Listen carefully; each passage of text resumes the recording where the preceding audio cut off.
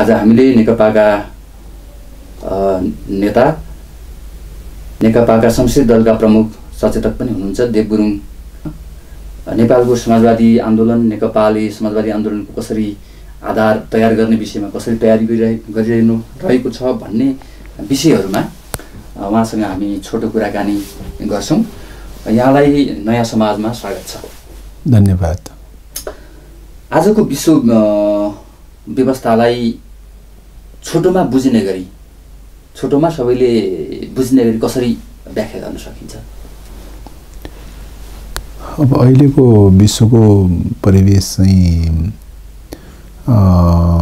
पुँजीवादको विकासको यात्रामा एकाधिकार पुँजीवादको विकास भयो र चाहिँ एकाधिकार पुँजीवादको विकासको क्रममा विश्व साम्राज्यवादको जन्म हुन पुग्यो। त्यसकारणले अहिलेको परिस्थिति भनेको विश्व साम्राज्यवादको प्रभुत्व एकातर्फ छ भने अर्कोतर्फ उत्पीडित राष्ट्रहरू, उत्पीडित जनताहरू, श्रमिकहरू लगायतका चाहिँ उत्पीडित जनताहरू एक प्रकारको मुक्ति आन्दोलनको चरणमा, राष्ट्रिय मुक्ति आन्दोलन, राष्ट्रिय स्वाधीनताको आन्दोलनको चरणमा रहेको छ। त्यसैले अहिलेको विश्वको परिस्थिति भनेको एकातर्फ विश्व साम्राज्यवाद रहेको छ भने अर्कोतर्फ उत्पीडित राष्ट्रहरू रहेको छ। यो दुईटा बीचको कन्ट्राडिक्सन नै अहिलेको प्रमुख कन्ट्राडिक्सनको रूपमा रहेको चाहिँ छ। त्यसकारणले यही कन्ट्राडिक्सनले विश्वको सिस्टम कसरी जाने, के हुने भन्ने कुराको निर्धारण गर्ने कुरा नै यो कन्ट्राडिक्सनबाट निर्धारित भइरहेको चाहिँ छ। समाजवादी आन्दोलनको कुरो गरिरहँदा अब अहिले वर्तमान जुन पुँजीवादी विश्व छ यसलाई कसैले अस्ताउँदो पुँजीवाद भनिरहेको छ। कतिपय अब समाजशास्त्रीहरूले यो चाहिँ पुँजीवाद अस्ताउन लाग्यो, मर्न लाग्यो भन्ने कुरालाई यो भ्रान्ति भयो, यो चाहिँ भ्रम भयो भन्ने बहस पनि छ। र विश्व भूमण्डलीकृत पुँजीवाद एउटा शक्तिशाली भएर आइरहँदाखेरि नेपालको अर्थतन्त्रलाई, अर्थव्यवस्था, सामाजिक र आर्थिक व्यवस्थालाई हामी कसरी बुझ्न सक्छौँ? अब पहिलो कुरा त विकासको यात्रामा विकासको चरण भनेर भनेको विगतकालको सामन्तवाद र पुँजीवाद, समाजवाद हुँदै साम्यवादको दिशामा अगाडि बढ्ने विकासको नियमको यात्राको गति त्यो हो। त्यो गति समयक्रममा कहिले तीव्र गतिमा होला, कहिले धीमा गतिमा होला। त्यो तीव्रता र धीमा गति भनेर भनेको मान्छेको चेतनामा त्यसलाई एउटा कसरी ग्रहण गरिन्छ र त्यसलाई कसरी आत्मसातीकरण गरिन्छ र समाजलाई रूपान्तरण गर्नका लागि कति सचेत पहल हुन्छ भन्ने कुरामा निर्भर रहन्छ। यस क्रममा अब नेपालको परिस्थिति भनेर भनेको विगतमा अर्धसामन्ती र अर्ध औपनिवेशिक अवस्थाबाट गुज्रदै आइरहेको अवस्था हो। मुलुकलाई रूपान्तरण गर्दै अगाडि बढ्नका लागि, पुँजीवादी क्रान्ति सम्पन्न गर्दै समाजवादी क्रान्तितर्फ अगाडि बढ्नका लागि दुईटा च्यालेन्ज हो चाहिँ। एउटा च्यालेन्ज चाहिँ सामन्तवादलाई विस्थापित गर्नुपर्ने, दोस्रो च्यालेन्ज चाहिँ विश्व साम्राज्यवादको प्रभुत्वलाई विस्थापित गर्नुपर्ने। यो दुईटा चुनौतीहरूलाई विस्थापित गर्नुपर्ने आवश्यकता हो, सामना गर्नुपर्ने आवश्यकता हो। सामन्तवादलाई चाहिँ एक हदसम्म विस्थापित गर्न सफल भएको छ। किन त भन्दाखेरि सामन्तवाद विश्वव्यापी रूपमा नै एक प्रकारले विस्थापित हुँदै हुँदै गएर विश्वमा एक प्रकारको पुँजीवादी प्रणाली स्थापना हुँदै जाने क्रममा सामन्तवादी प्रणालीहरू विस्थापित हुँदै हुँदै गइरहेको अवस्था हो र नेपालमा एक प्रकारले अवशेषको रूपमा रहेको अवस्था हो। त्यसकारणले नेपालबाट सामन्तवादलाई विस्थापित गर्नका लागि त्यति जटिल अवस्था रहेन। त्यसकारणले तैपनि चाहिँ तपाईको करिबन 6-7 दशकसम्मको आन्दोलनको बीचबाट कहिले शान्तिपूर्ण, कहिले सशस्त्र लगायतका सबै प्रकारका आन्दोलनको बीचबाट 6-7 दशकको चाहिँ यात्रा पश्चात मात्रै चाहिँ सामन्तवादको प्रतिनिधित्व गरिरहेको राजनीतिक प्रणाली विस्थापित भएको छ। अझै पनि त्यसको सांस्कृतिक पक्षहरू, सांस्कृतिक जराहरू बाँकी छ, केही आर्थिक जराहरू पनि बाँकी छ। अबको चुनौती भनेको समाजवादी क्रान्ति अगाडि बढ्नका लागि चाहिँ अबको चुनौती भनेको मतलब विश्व साम्राज्यवाद हो, एकाधिकार दलाल पुँजीवाद हो। अर्थात् नेपालमा लामो समयदेखि अर्ध उपनिवेशको रूपमा रहँदै आइरहेको प्रणाली हो र अब अर्ध उपनिवेशका स्वरूपहरूमा अदलाबदली भइरहेको छ, फेरबदल हुँदै आइरहेको चाहिँ छ। विश्व साम्राज्यवादको उदय भएपछि विश्वमा एक प्रकारको प्रत्यक्ष उपनिवेशका प्रणालीहरू बढी अवलम्बन भए। विगत कालमा तपाईको चाहिँ एसिया, ल्याटिन अमेरिका, अफ्रिकी मुलुकहरूमा प्रत्यक्ष उपनिवेशको अभ्यास बढी गरे। अब पश्चिमा साम्राज्यवादले एक प्रकारको प्रत्यक्ष उपनिवेशको प्रणाली बढी अवलम्बन गरे। त्यसैको परिणामस्वरूप साम्राज्यवादी शक्तिहरूको बीचमा पहिलो विश्वयुद्ध भयो, दोस्रो विश्वयुद्ध भयो र त्यस प्रकारको युद्ध पश्चात उनीहरूले प्रत्यक्ष उपनिवेशको प्रणालीको सट्टामा चाहिँ अर्ध उपनिवेश, कहीँ अर्ध उपनिवेशको प्रणालीको मोडललाई अवलम्बन गरे, कहीँ नयाँ प्रकारको चाहिँ नव उपनिवेशको प्रणालीको मोडललाई अवलम्बन गरे।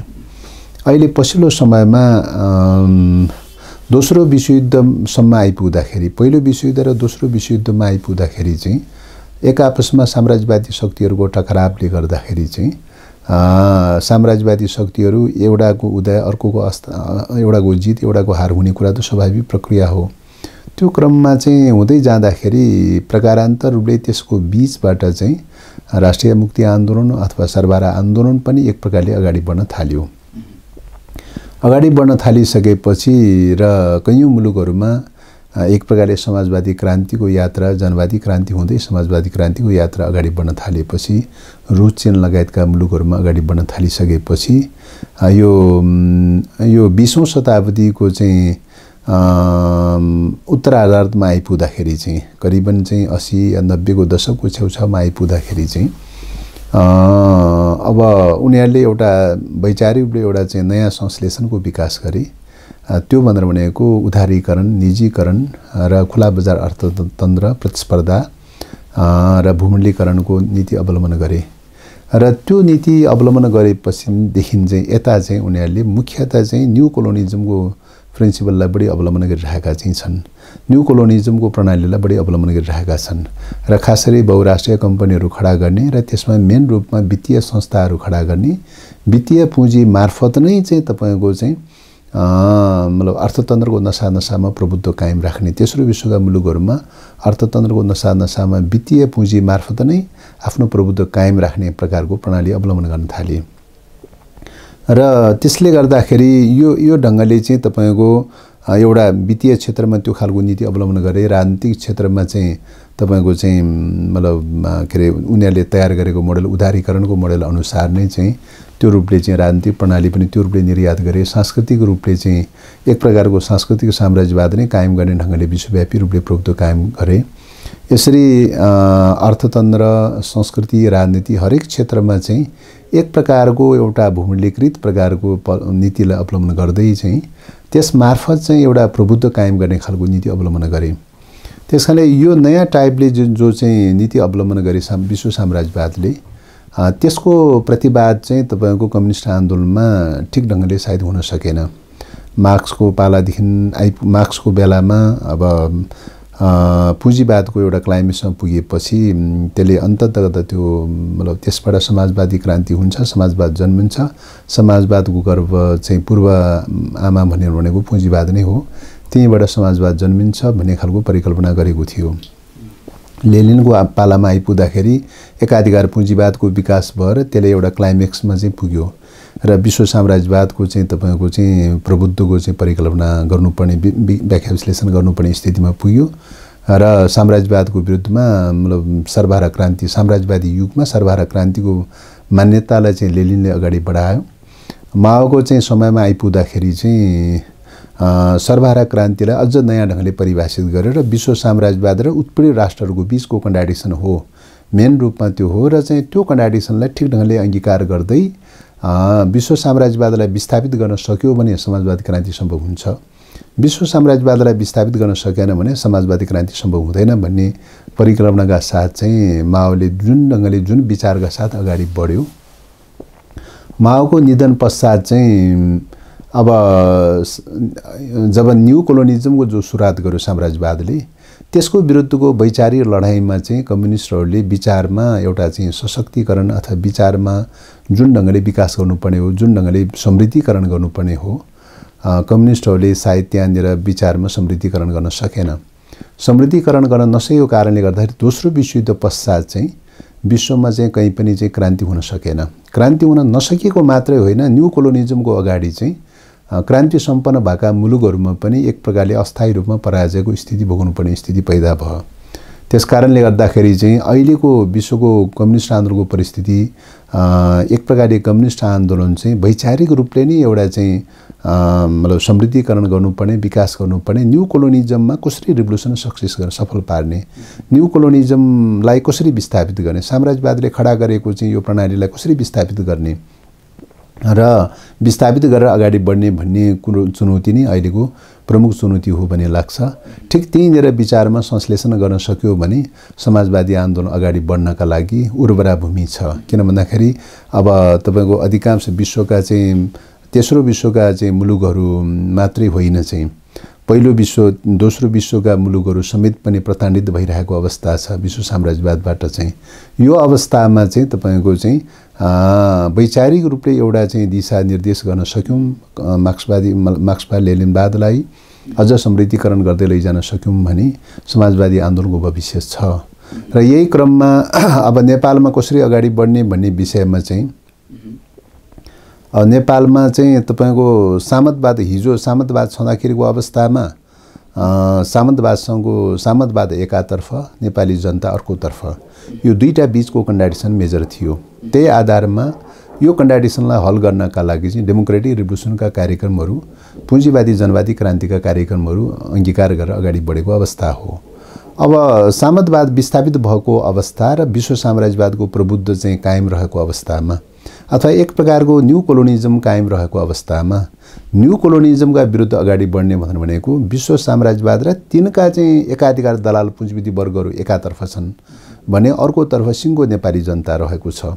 र यो दुईटा बीचको कन्ट्राडिक्सन मेजर कुरा हो। यो कन्ट्राडिक्सनलाई ठिक ढङ्गले पहिचान गर्न जरुरी छ। सबैभन्दा पहिलो कुरा प्रारम्भ बिन्दु भनेको नयाँ ढङ्गले वर्ग विश्लेषण गर्न जरुरी छ र यो वर्ग अन्तर्विरोधलाई पहिचान गर्न जरुरी छ। र यो वर्ग अन्तर्विरोधको पहिचानको आधारमा चाहिँ तपाईको राजनीतिक कार्यक्रम, आर्थिक कार्यक्रम, सांस्कृतिक कार्यक्रम आदि सबै कुराहरू तर्जुमा गर्न जरुरी छ। यसरी हेर्दाखेरि के देखिन्छ त भन्दाखेरि अबको राजनीतिक कार्यक्रम भनेको चाहिँ तपाईको साम्राज्यवादको विरुद्धमा राष्ट्रिय मुक्ति आन्दोलन नै मेजर विषय बन्छ। राष्ट्रिय मुक्ति आन्दोलन सफल पार्न सकिएन भने त्यो पनि कम्युनिस्टहरूको नेतृत्वमा राष्ट्रिय मुक्ति आन्दोलन जरुरी हुन्छ। कम्युनिस्टहरूको नेतृत्वमा राष्ट्रिय मुक्ति आन्दोलन सफल पार्न सक्यो भने समाजवादी क्रान्तिको ढोका खुलियो। कम्युनिस्टहरूको नेतृत्वमा राष्ट्रिय मुक्ति आन्दोलन सफल पार्न सकेन भने समाजवादको ढोका खुल्न सक्दैन चाहिँ। त्यसका समाजवादी क्रान्तिको कुरो गरिरहँदा नेपालको हकमा सामाजिक, आर्थिक र राजनीतिक आधार चाहिँ प्रतिकूल हो कि अनुकूल हो अहिले चाहिँ? अब यो कस्तो स्थिति छ भन्दाखेरि अनुकूल पनि छ, प्रतिकूल पनि छ। अनुकूल यस कारणले अनुकूल छ कि अब तपाईको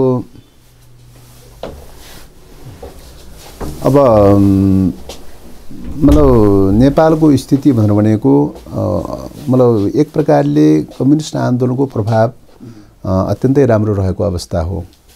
जनतामा कम्युनिस्ट आन्दोलनको प्रभाव अत्यन्तै राम्रो रहेको अवस्था र जनमत अत्यन्तै दह्रो रहेको अवस्था। अर्कोतर्फ चाहिँ तपाईको देशभक्ति भावना, राष्ट्रियताको भावना र देशभक्ति भावना पनि प्रचुर मात्रामा रहेको अवस्था। यो दुईटा चाहिँ तपाईको पाटो चाहिँ वैचारिक रूपले हेर्दाखेरि यो अत्यन्तै राम्रो उर्वरा भूमि रहेको चाहिँ छ। एकातर्फ त्यो छ। अर्कोतर्फ चुनौतीको विषय भन्नुपर्दाखेरि विश्व साम्राज्यवाद एक ध्रुवीय साम्राज्यवादको रूपमा रहेको छ यतिखेर। खास गरिकन चाहिँ 90 को दशकमा सोभियत सङ्घको विघटन पश्चात चाहिँ विश्व एक ध्रुवमा गएको चाहिँ छ। एक ध्रुवीय विश्वको रूपमा रहेको छ र एक प्रकारको अति शक्तिहरू नै सीधा चाहिँ प्रत्यक्ष रूपले चाहिँ एक प्रकारले चाहिँ तपाईको हस्तक्षेप गर्ने चरणमा गइरहेको अवस्था पनि छ। र मतलब यो स्थितिले गर्दाखेरि प्रत्यक्ष टकरावको अवस्थाहरू पनि पैदा हुन सक्ने अवस्था पनि एकातर्फ छ। अब यो स्थितिमा चाहिँ तपाईको अब सचेततापूर्वक राजनीतिक दलहरूले विशेष गरिकन कम्युनिस्टहरूले सचेततापूर्वक चाहिँ साम्राज्यवादको विरुद्धमा ठिक ढङ्गले मोर्चा निर्माण गर्न सक्यो भने, ठिक ढङ्गले चाहिँ परिचालन गर्न सक्यो, शक्ति मतलब जनतालाई गोलबन्द गर्न सक्यो हैन, र अन्तर्राष्ट्रिय शक्ति सन्तुलनको हिसाबले पनि चाहिँ साम्राज्यवाद विरोधी शक्तिहरूको बीचमा सन्तुलन मिलाउन सक्यो हैन, तालमेल मिलाउन सक्यो, मोर्चाबन्दी गर्न सक्यो भने चाहिँ राम्रो सम्भावना छ। र त्यसो गर्न नसक्दाखेरिको अवस्थामा त्यसो गर्न नसक्दाखेरिको अवस्थामा चुनौती कहाँनिर पनि छ त भन्दाखेरि कम्युनिस्ट आन्दोलन सिद्धिने मात्रै होइन कि नेपालै सिद्धिने खतरा पनि उत्तिकै छ। यो टटकारो रूपमा चाहिँ छ। त्यस ठिक त्यहीँनिर चाहिँ हामीले ठिक ढङ्गले ह्यान्डलिङ गर्न सकेनौँ भने नेपालको इतिहासमा मतलब तपाईँको अत्यन्तै जोखिमपूर्ण प्रकारको अवस्था पनि सायद पहिलोपटक सिर्जना भएको छ।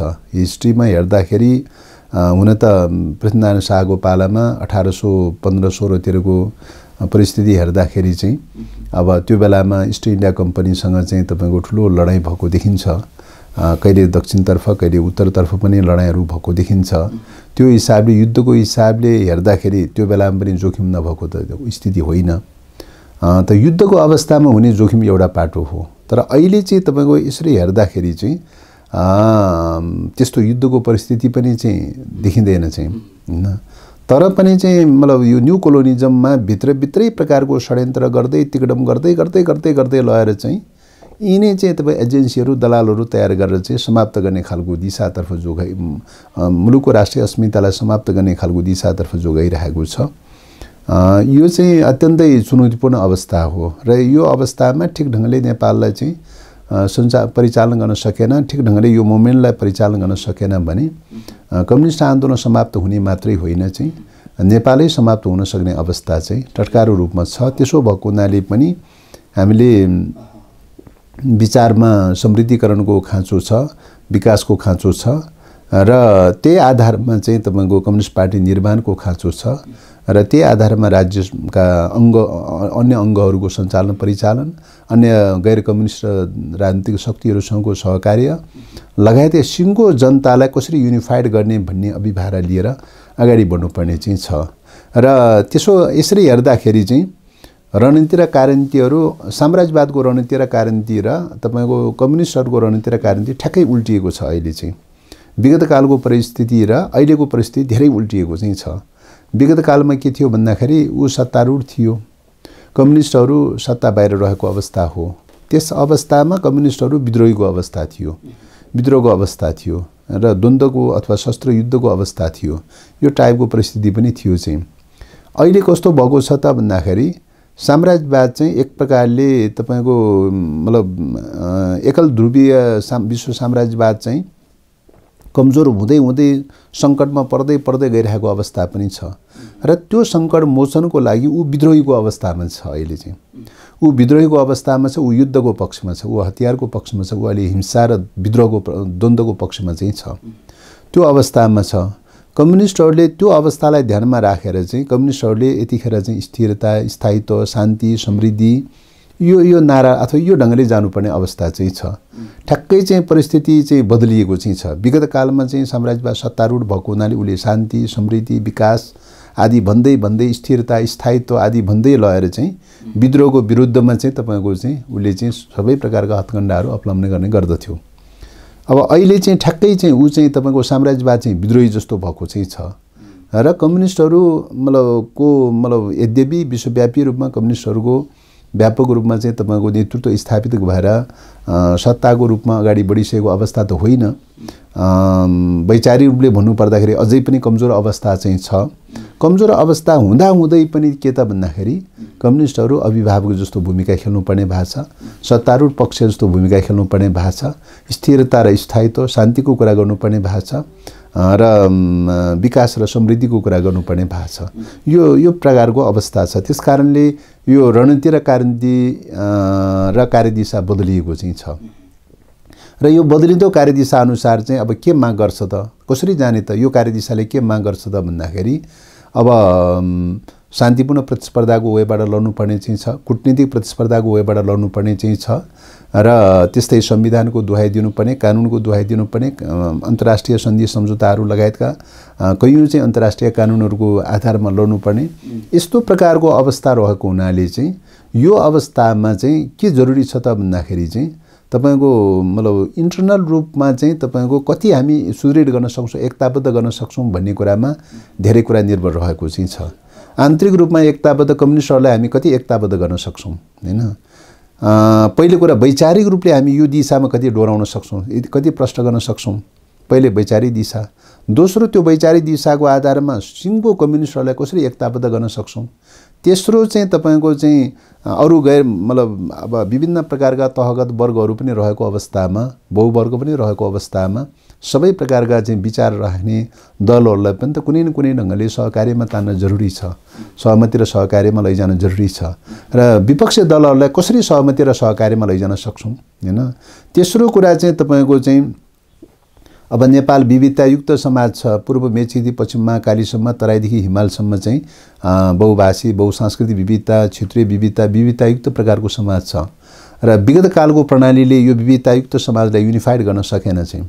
त्यसैले यो कार्यभार पनि अहिले कम्युनिस्टहरूको नेतृत्वमा चाहिँ पूरा गर्नुपर्ने चाहिँ छ र त्यो विविधतायुक्त चाहिँ समाजलाई युनिफाइड नगरिकन चाहिँ राष्ट्रियता सुदृढ गर्न सकिँदैन चाहिँ। त्यसो भएको हुनाले चाहिँ त्यसको लागि संघीयता, स्वायत्तता लगायतका विभिन्न प्रकारका मतलब प्रणालीहरूलाई अवलम्बन, डेमोक्रेसीका विभिन्न रूपहरूलाई अवलम्बन गर्दै चाहिँ तपाईको समानुपाती, समावेशी लगायतका चाहिँ विभिन्न रूपहरूलाई अवलम्बन गर्दै चाहिँ सबैको बीचमा एउटा गोलबन्द गर्ने नीति पनि अवलम्बन गर्नुपर्ने चाहिँ छ। यसरी पहिलो कुरा विचारमा राष्ट्रिय स्वाधीनताको मुद्दामा विचारमा संकेन्द्रीकरणको जरुरी। दोस्रो त्यो आधारमा चाहिँ कम्युनिस्टहरूलाई बृहत्तर रूपमा एकताबद्ध गर्नुपर्ने, सुदृढ गर्नुपर्ने। तेस्रो चाहिँ तपाईको विपक्षी दलहरू, विभिन्न गैर कम्युनिस्ट दलहरूलाई चाहिँ कुनै न कुनै ढङ्गले सहमति र सहकार्यमा चाहिँ राष्ट्रियताको मुद्दामा सहमति र सहकार्यमा चाहिँ सहभागी गराउनु पर्ने। चौथो कुरा चाहिँ विविधतायुक्त समाजलाई चाहिँ कसरी गोलबन्द गर्ने भन्ने कुरामा चाहिँ हरहमेशा चाहिँ ध्यान केन्द्रित गर्न जरुरी हुन्छ। यी कुराहरूलाई अवलम्बन गरेर चाहिँ जान सक्यो भने राज्यका अङ्गहरूलाई चाहिँ सञ्चालन र परिचालन गर्दै संसदीय मोर्चा भनौँ या सरकारको मोर्चा भनौँ, ती अङ्गहरूलाई परिचालन गर्दै चाहिँ हामीले आर्थिक र सांस्कृतिक शैक्षिक क्षेत्रमा चाहिँ केही रूपान्तरणहरू, केही सुधारहरू गर्न सकिन्छ र त्यस मार्फत चाहिँ तपाईको चाहिँ त्यो प्रणाली मार्फत शान्तिपूर्ण ढङ्गले पनि तपाईको चाहिँ साम्राज्यवादद्वारा थोपारिएका खास गरिकन विशेष एकाधिकार दलाल पुँजीवाद चाहिँ जो छ, वित्तीय एकाधिकार दलाल पुँजीवाद जो छ, त्यो वित्तीय एकाधिकार दलाल पुँजीवादलाई चाहिँ विस्थापित गर्दै गर्दै गर्दै लैजान सक्यो भने चाहिँ प्रकारान्तर रूपले साम्राज्यवादलाई चाहिँ नेपाली धरतीबाट पराजित गर्न सकिन्छ। साम्राज्यवादलाई जुन दिन नेपाली धरतीबाट पराजित गर्न सकिन्छ त्यहाँबाट समाजवादी क्रान्तिको ढोका खुल्छ। नेकपाले तयारी चाहिँ के गरिरहेको छ समाजवादी क्रान्तिको लागि? अब नेकपाले अब त्यही तयारीको पाटो भन्नुपर्दाखेरि पहिलो कुरा त कम्युनिस्टहरूको बीचमा बृहत्तर रूपमा एकताबद्ध हुनुपर्छ भनेर एकताको आह्वान गरिरहेको अवस्था छ। त्यो प्रक्रियाको सुरुवात भइरहेको छ, भलै त्यो धीमा गतिमा किन नहोस् तर पनि त्यो दिशामा अगाडि बढिरहेको छ। दोस्रो कुरा चाहिँ तपाईको संसद, सरकार सबै प्रकारका मोर्चाहरूलाई पनि सञ्चालन परिचालन गर्दै अगाडि बढ्नु पर्दछ र चुनावी मोर्चाहरूलाई पनि परिचालन गर्दै शान्तिपूर्ण प्रतिस्पर्धा गर्दै पनि अगाडि बढ्नुपर्छ भन्दै ती मोर्चाहरूलाई सञ्चालन परिचालन गर्दै पनि अगाडि बढिरहेको छ र त्यस क्रममा चाहिँ तपाईको चाहिँ त्यस क्रममा राजनीतिक र आर्थिक कार्यक्रमहरूको सन्दर्भमा कसरी लैजाने त भन्दाखेरि जस्तो आर्थिक कार्यक्रमको सन्दर्भमा एकाधिकार दलाल पुँजीवादलाई कसरी विस्थापित गर्ने भन्ने नै अहिलेको च्यालेन्ज हो चाहिँ। त्यसकारणले एकाधिकार दलाल पुँजीवादलाई विस्थापित गर्नलाई चाहिँ कृषिमा आधुनिकीकरणको जरुरी छ, भूविस्तार कार्यक्रमको जरुरी छ, सहकारी प्रणालीको जरुरी छ र व्यापक रूपमा जनतामा रहेको श्रम शक्ति र पुँजी लगायतका सबै चिजलाई परिचालन गर्दै चाहिँ उत्पादनमूलक प्रकारको कार्यमा परिचालन गर्न जरुरी छ। कृषि उत्पादनमा परिचालन गर्न जरुरी छ, औद्योगिक उत्पादनमा परिचालन गर्न जरुरी छ र नेपाललाई अत्यावश्यक पर्ने वस्तुहरू चाहिँ आफैले तयार नगरिकन, आफैले उत्पादन नगरिकन हुँदैन चाहिँ। किन त यो अभियान अगाडि बढाउनका लागि त चाहिँ अन्ततगत न्यूनतम आधारभूत प्रश्नहरूमा चाहिँ मुलुकलाई स्वाभिमान नबनाइकन, अर्थतन्त्रमा मुलुकलाई स्वाधीन नबनाइकन चाहिँ आत्मनिर्भर नबनाइकन चाहिँ समाजवादी क्रान्तिको परिकल्पना गर्न सकिँदैन चाहिँ।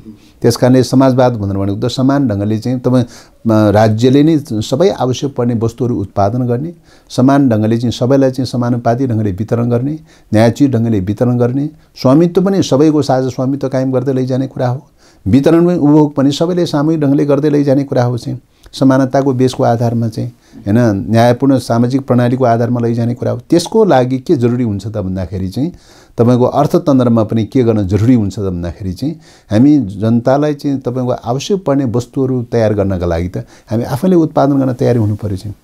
अर्काको मुलुकबाट बहुराष्ट्रिय कम्पनीले उत्पादन गरिदिएको वस्तु लिएर आएर चाहिँ वितरण गरेर समाजवाद आउँदैन त चाहिँ।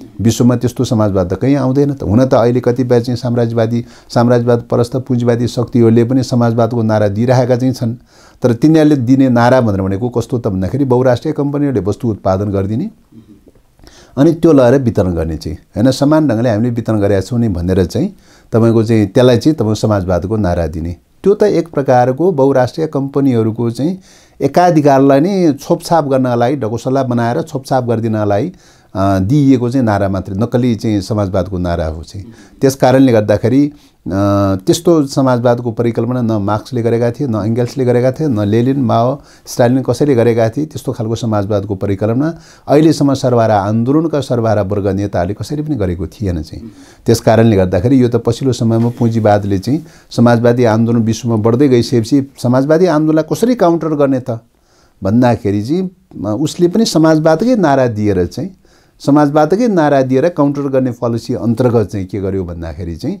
एकाधिकार दलाल पुँजीवादीहरूले पनि चाहिँ समाजवादको नारा दिएर चाहिँ तपाईको चाहिँ काउन्टर गर्ने ढंगले आएको चाहिँ नक्कली समाजवाद मात्रै हो त्यो यथार्थमा समाजवाद होइन त्यसो भएको हुनाले चाहिँ हामीले बहुराष्ट्रिय कम्पनीहरुमा भर परेर बहुराष्ट्रिय पुँजीमा भर परेर त्यसमा निर्भर रहेर चाहिँ समाजवाद ल्याउला भन्ने कल्पना गर्न मिल्दैन भन्ने लाग्छ र मिल्दैन अहिलेसम्मको घटनाक्रमले त्यो पुष्टि भएको पनि छैन त्यो सम्भव छैन चाहिँ नेकपाको कुरो गरिरहँदा नेकपाले समाजवादी क्रान्तिको नेतृत्व गर्ने विषयमा पनि बहस छ तर नेकपा भित्र दलाल पुँजीवाद हाबी भइरहेको छ त्यसलाई पनि जित्नुपर्ने छ भन्ने पनि सुनिन्छ अब यो चाहिँ त अब एउटा अन्तर संघर्षको कुरा पर्यो यो चाहिँ त अब किन भन्दाखेरि वर्ग उत्थान वर्ग विचलन वर्गीय रूपले तलमाथि पर्ने प्रक्रिया भनेको निरन्तर चलिरहने प्रक्रिया हो यो प्रक्रियामा निरन्तर रूपले कम्युनिस्ट पार्टीलाई चाहिँ त्यो अन्तर संघर्ष मार्फत चाहिँ खार्दै लैजानु पर्ने आवश्यकता चाहिँ आन्तरिक वर्ग मतलब अन्तर संघर्ष छलफल अन्तर जनवाद सामूहिक पद्धति सामूहिक प्रणाली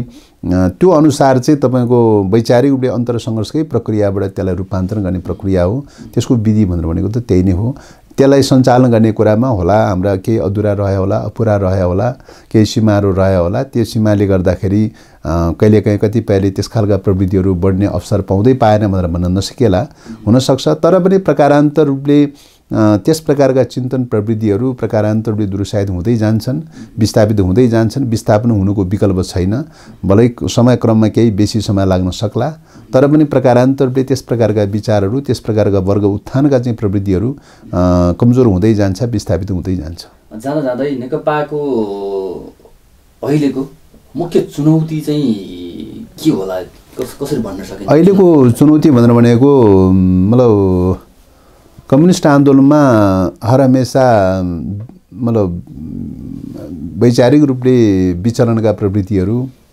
अथवा चाहिँ केही उतार चढावका समस्याहरू आइरहन्छन् चाहिँ जस्तो विगत कालमा राजतन्त्रको विरुद्ध लड्ने बेलामा चाहिँ हैन राजतन्त्रको विरुद्ध लड्ने बेलामा कम्युनिस्ट आन्दोलनको अगाडि के चुनौती थियो त भन्दाखेरि चाहिँ विचार र सोचको हिसाबले हैन पुँजीवादी जनवादी क्रान्तिको पक्षमा लाग्ने कि या चाहिँ तपाईको चाहिँ अब सामन्तवाद परस्त हुँदै जाने भन्ने च्यालेन्ज थियो चाहिँ हैन कम्युनिस्ट आन्दोलन भित्रको अन्तर संघर्षको दुई लाइन संघर्ष भनेको त्यही नै हो चाहिँ हैन र तपाई विचारलाई शार्प बनाउँदै लगेर चाहिँ जनवादी क्रान्तिको पक्षमा चाहिँ सशक्त ढंगले चाहिँ पुँजीवादी जनवादी गणतन्त्रको पक्षमा सशक्त ढंगले लड्दै जाने कि या सामन्तवादसँग अथवा राजतन्त्रसँग झुक्दै जाने या सम्झौता गर्दै जाने भन्ने प्रकारको सामन्तवाद परस्त खालको टेन्डेन्सीहरू पनि कम्युनिस्ट आन्दोलनभित्र देखा पर्थ्यो यो दुईटा लाइनको बीचमा चाहिँ वर्ग अन्तर संघर्ष हुन्थ्यो बाहिर वर्ग संघर्षमा पनि सामन्तवाद र नेपाली जनताको बीचको चाहिँ वर्ग संघर्ष थियो भने त्यो वर्ग संघर्षको रिफ्लेक्ट चाहिँ कम्युनिस्ट पार्टीभित्र रिफ्लेक्ट चाहिँ के हुन्थ्यो त भन्दाखेरि चाहिँ तपाईको चाहिँ सामन्तवाद परस्त खालको चिन्तन प्रवृत्ति या चाहिँ तपाईको चाहिँ गणतन्त्रको पक्षमा चाहिँ दृढतापूर्वक लड्ने भन्ने दुईटा ट्रेनकै बीचमा चाहिँ इनर स्ट्रगल चलिरहन्थ्यो हैन अब यो कोर्स अहिले चेन्ज भएको चाहिँ छ चेन्ज भएको छ र अहिलेको चाहिँ स्थितिमा चाहिँ अब साम्राज्यवादसँग एकाधिकार दलाल पुँजीवादसँगको चाहिँ च्यालेन्ज चाहिँ त्यहाँ पैदा भएको चाहिँ छ नेपाली जनता एकातर्फ छ अर्कोतर्फ चाहिँ तपाईको चाहिँ विश्व साम्राज्यवाद र तिनका चाहिँ एकाधिकार दलाल पुँजीवादी दलालहरू चाहिँ अर्कोतर्फ छ यो दुईटा वर्ग बीचको जो वर्ग संघर्ष छ धरतीमा चाहिँ अथवा वर्ग संघर्षको मैदानमा यो दुईटा वर्ग बीचको जो वर्ग संघर्ष छ त्यसको रिफ्लेक्ट चाहिँ कम्युनिस्ट पार्टीभित्र पर्छ हैन कम्युनिस्ट पार्टीभित्र पर्छ र कम्युनिस्ट पार्टीभित्र पनि के हुन्छ त भन्दाखेरि चाहिँ मुलुकको स्वाधीनताको पक्षमा दृढतापूर्वक उभिने कि हैन। कुनै पनि प्रकारको चाहिँ तपाईको चाहिँ सम्झौता अथवा चाहिँ कुनै पनि प्रकारको लोभ प्रलोभन आदिबाट मुक्त भएर चाहिँ तपाईको चाहिँ स्वाधीनताको पक्षमा साम्राज्यवादको विरुद्धमा दृढतापूर्वक उभिने कि हैन साम्राज्यवादसँग सम्झौता गर्ने, सहमति गर्ने, दलाली गर्ने, चागडी गर्ने गर्दै लगेर चाहिँ साम्राज्यवाद परस्त दिशातर्फ जाने भन्ने दुई लाइनको सङ्घर्ष हुन्छ चाहिँ हैन। अहिलेको चरणको दुई लाइन सङ्घर्ष भनेको त्यो हुन्छ चाहिँ। त्यसकारणले यो दुई लाइन सङ्घर्षमा चाहिँ हामीले मतलब ठिक ढङ्गले चाहिँ त्यसलाई ह्यान्डलिङ गर्दै गर्दै गर्दै सफलता प्राप्त गर्न सक्छौँ कि सक्दैनौँ भन्ने कुरामै चाहिँ तपाईँको कम्युनिस्ट पार्टी सही ढङ्गले अगाडि बढ्छ बढ्दैन भन्ने कुरा निर्भर रहन्छ। मुलुकलाई स्वाधीन बनाउन सकिन्छ सकिँदैन भन्ने कुरा निर्भर रहन्छ। समाजवादी क्रान्ति सम्पन्न गर्न सकिन्छ सकिँदैन भन्ने कुरा निर्भर रहन्छ।